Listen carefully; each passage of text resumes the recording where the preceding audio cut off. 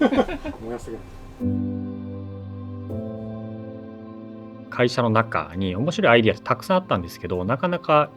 外に出てかない。そのことにちょっと新しい取り組みができないかなというところで、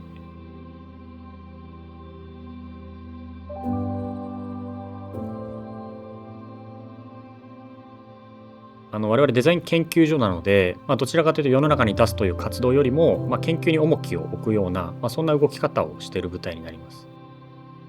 ただ、それを世の中に出すぞっていう視点で考えると、さらに見えてくるものがある。もう出すことを決めた上で、じゃあそのプロセスどういったものが必要か、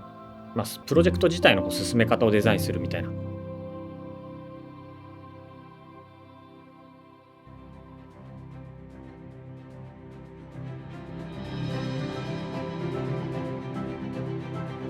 チョコレートがちょっと好きなんですけど、チョコレートとあと三菱電機としてリサイクルの考え方っていうところを組み合わせて、物とこと両方が関係しているようなプロダクトを作りたいと。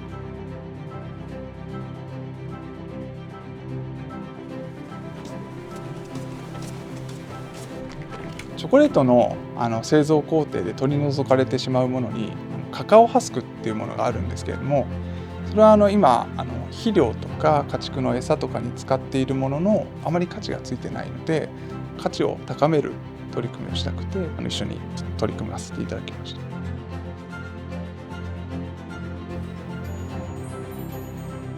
た。日本全国少し和ろうそくの職人さんがいらっしゃると、知りまして、実際にはお寺で使ってるようなろうそく使い切ることが少ないというか、新しい檀家さんが来たら新しいろうそくを下ろすみたいな。そうすると古いろうそくが余る。でその芯材としてはもう使えないので、ゴミになる。でそれを再利用しましょうみたいな。興味持ってくれはったら損でいいかなって、その中で和ろうそくも知ってくれはったら。でカカオハスクはただ燃やすんじゃなくて、物が着火剤なんですよね、多分。でこととしてバレンタインデーみたいのを紐付けてあげることで、形をハートにしてハートに火がつくっていう動きをそこに加えることで、バレンタインのギフトとして物とことの組み合わせみたいな。どこから出るのかみたいなのが分からないと進みづらかったりするので、クラウドファンディングで出すっていうのも確定して、それぞれの思いっていうところをそこに込めようと。まだ物できてへんし、人もしてへんやんみたいな。じゃあお願いしますじゃなくて、実現性を確認しながら。そうですよね、世の中に出さないと結局想像の域を超えないので、熱意と行動力と前向きさっていうのがあるので、この人たちとなら面白い取り組みができるんじゃないかなっていうふうに感じました。なんか撮ってみていいですか？本当にやるんだってことをゴールにしたときに、結局は人なんだなっていうのが最終的に行き着いたところというか。年齢も違うけども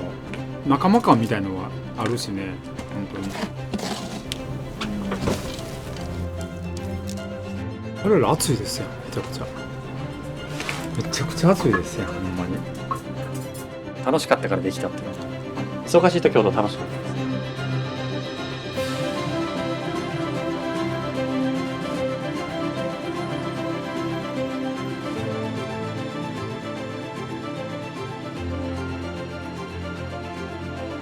プロセスをデザインしていく中で、